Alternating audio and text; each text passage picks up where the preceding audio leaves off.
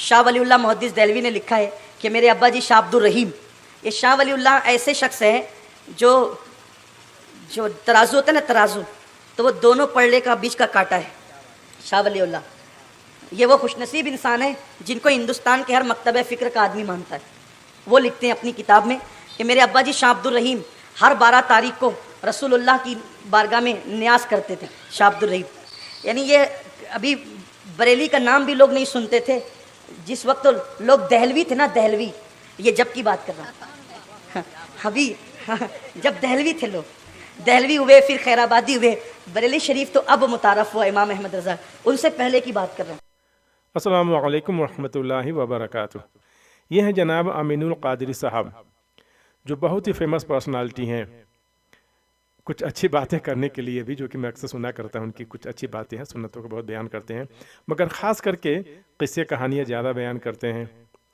ان میں ایک ہے کیا گلاب میں خوشبو نبی صلی اللہ علیہ وسلم کے پسینے سے پیدا ہوا، جس پہ میں علماء کرام کی رائے پہ ایک ویڈیو بنا چکا ہوں، جس کا لنک میں نیچے ڈسکرپشن میں دے دیا ہوں۔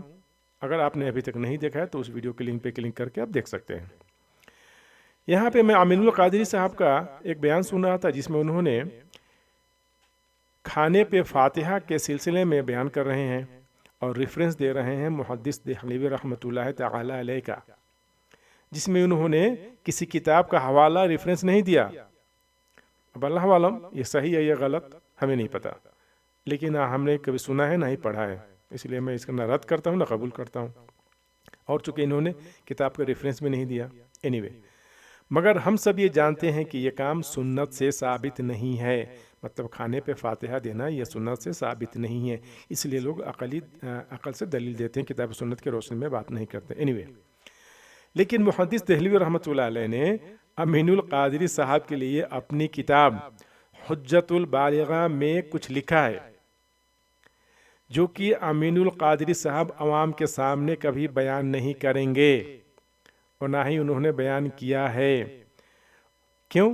کیونکہ کافی لوگوں کی دکانیں بند ہو جائیں گی۔ تو چلیے وہ میں آپ کو پڑھ کر سناتا ہوں، اس کے بعد امین القادری صاحب کی پوری کلپ سنیں گے انشاءاللہ عز و جل۔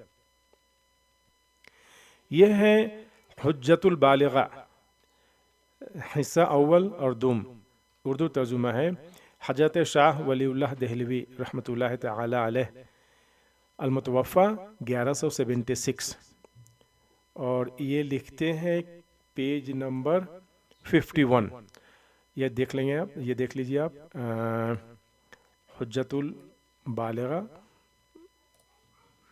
البالغہ اردو پیج نمبر 51 حصہ اول، ٹھیک ہے۔ اس میں آپ جب دیکھیں گے تو انہوں نے لکھا ہے شرک کرنے والے مسلمانوں سے خطاب۔ اللہ اکبر، اعوذ باللہ من الشیطان الرجیم۔ کیا ہے؟ شرک کرنے والے مسلمانوں سے خطاب۔ یہ کہہ رہے ہیں کہ مسلمانوں میں ایک ایسا گروہ ہے جو کہ شرک کرتے ہیں۔ دیکھیے آپ عنوان دیکھیے ان کا، شرک کرنے والے مسلمانوں سے خطاب۔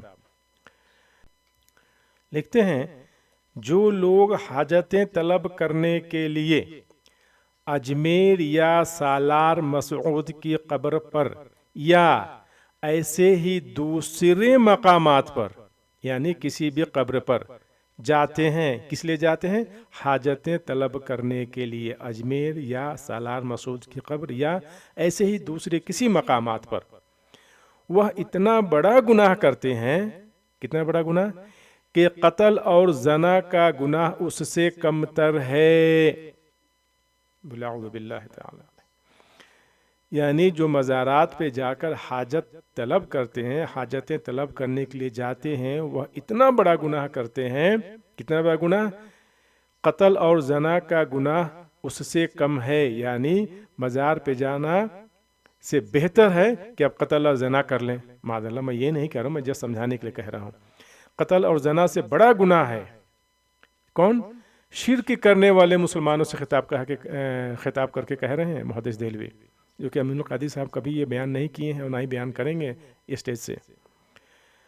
آخر اس میں اور خود ساختہ، ابھی آگے سنیں آپ، آخر اس میں اور خود ساختہ معبودوں کی پرستش میں کیا فرق ہے؟ اللہ اکبر. ابھی آگے سنیے گا. یہ کہہ رہے ہیں کہ جب معبودیں ہیں اس کی پرستش میں کیا فرق ہے. جو لوگ لات اور عزا معلوم ہے آپ کون ہے؟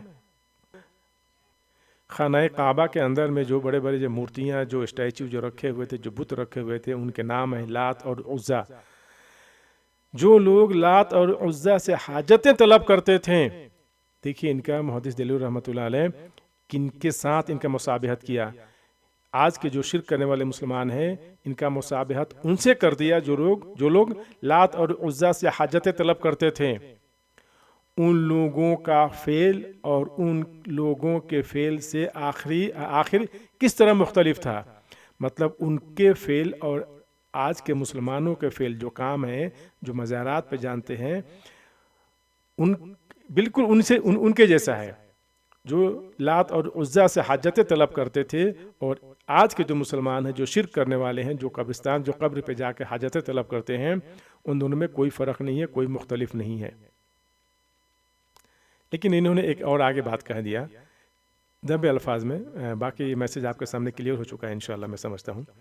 ہاں یہ ضرور ہے کہ ہم ان کے برعکس ان لوگوں کو صاف الفاظ میں کافر کہنے سے احتجاج کرتے ہیں. ٹھیک ہے.